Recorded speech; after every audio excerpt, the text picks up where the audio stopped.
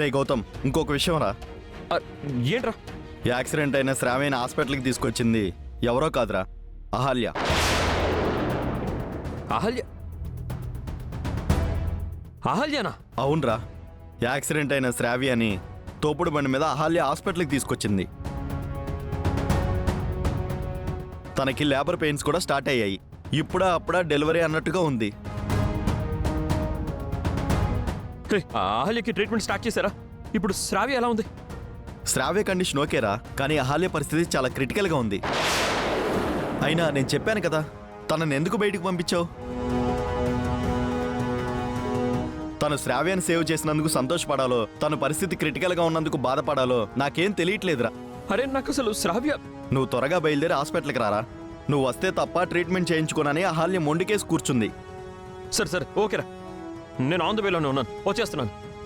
కొంచెం చూసుకోరా రే.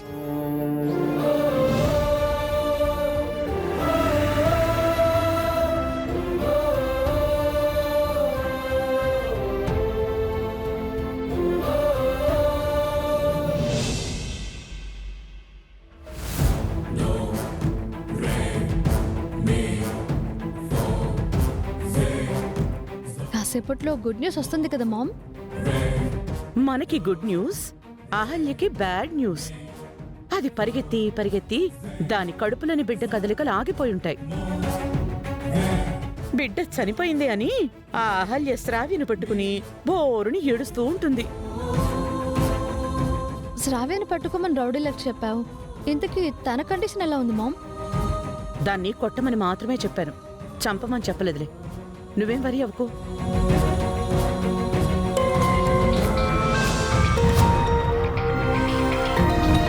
ఎవరు బేబీ? మా నర్స్ ఫోన్ చేస్తుంది. హలో హలో మేడం, మీ వదిన శ్రావ్య గారికి యాక్సిడెంట్ అయింది, మన హాస్పిటల్కి తీసుకొచ్చారు. వాట్? తనకి ఇప్పుడు ఎలా ఉంది? మీ వదిన కండిషన్ బాగానే ఉంది మేడం, కాకపోతే డాక్టర్ గౌతమ్ గారి మిస్సెస్ అహల్య గారి కండిషన్ క్రిటికల్గా ఉంది.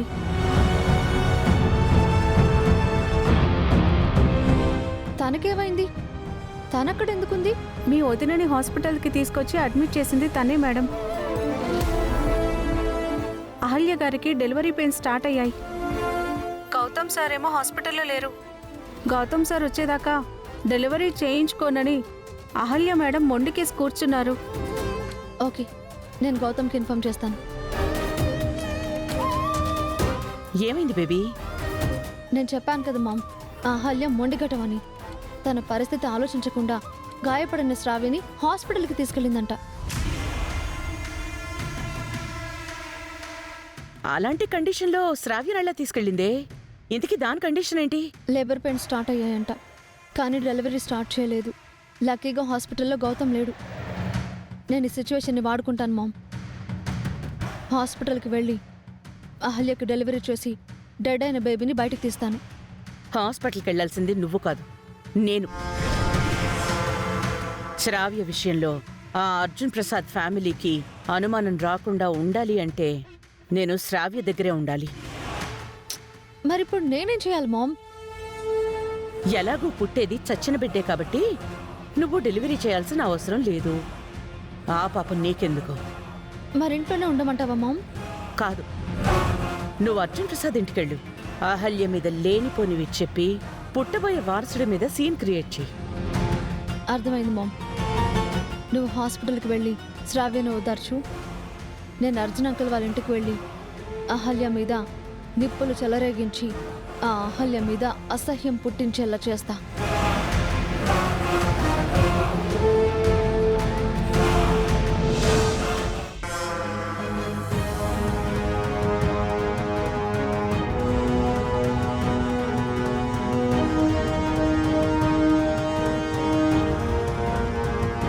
ఏంటమ్మా ఇలా వచ్చావు?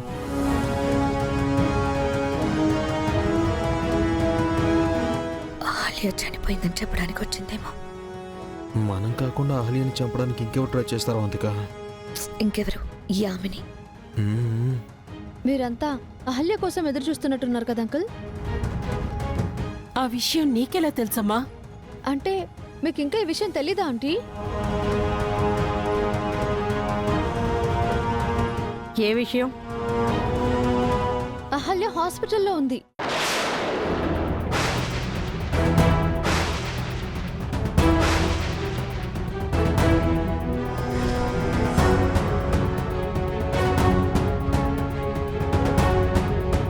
ఏంటమ్మా అన్న, అహల్యమ్మ గారు హాస్పిటల్లో ఉన్నారా?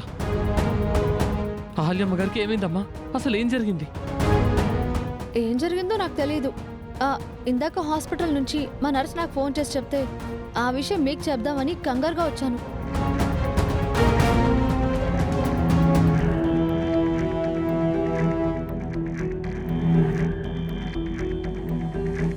అహల్య హాస్పిటల్లో ఉండడం ఏంటి? గౌతమ్ ఎక్కడమ్మా? గౌతమ్ గురించి కూడా నాకేం తెలియదు అంకుల్. గుడికని వెళ్ళింది, హాస్పిటల్కి ఎందుకు వెళ్ళింది? నిజంగా ఏం జరిగిందో నాకు తెలియదు బామ్మగారు. నాకు నర్స్ చెప్పిన విషయం నేను మీతో చెప్తున్నాను.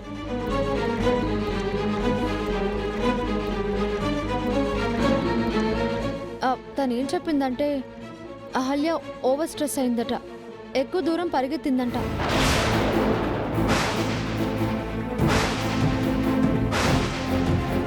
దానివల్ల కడుపులో ఉన్న బేబీ డిస్టర్బ్ అయిందంట.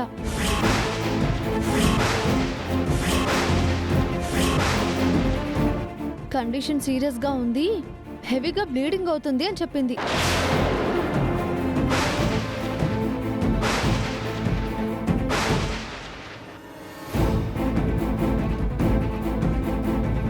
అంటే అహల్యకి పురిటి నొప్పులు వస్తున్నాయా అదితి?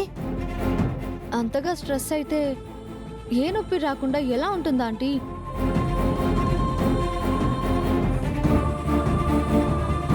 అయినా మీరేమో తనని షోకేస్లో బొమ్మలాగా చూసుకుంటుంటే తనేమో తన ఇష్టానుసారంగా చేస్తుంది. తన ఆరోగ్యం గురించి, కడుపులో ఉన్న బిడ్డ గురించి తను బొత్తిగా పట్టించుకోవట్లేదు. కొంచెం కూడా తనకి కేరింగ్ లేదు.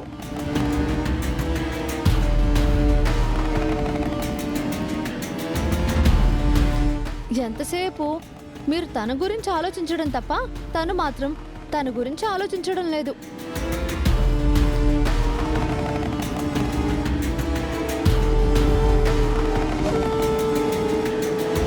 గౌతమ్ ఎంత జాగ్రత్తగా చూసుకుంటున్నాడు. మీరు ఇంతలా చూసుకుంటున్నప్పుడు తను ఇంకా ఎంత జాగ్రత్త పడాలి. కడుపు విషయంలో ఇంకెంత కేరింగ్గా ఉండాలి.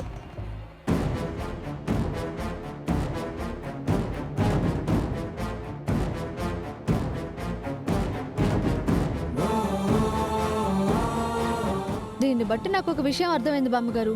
తనేదో బలవంతంగా కడుపులో బిడ్డని మోస్తుంది, కానీ మనస్ఫూర్తిగా అయితే కాదు.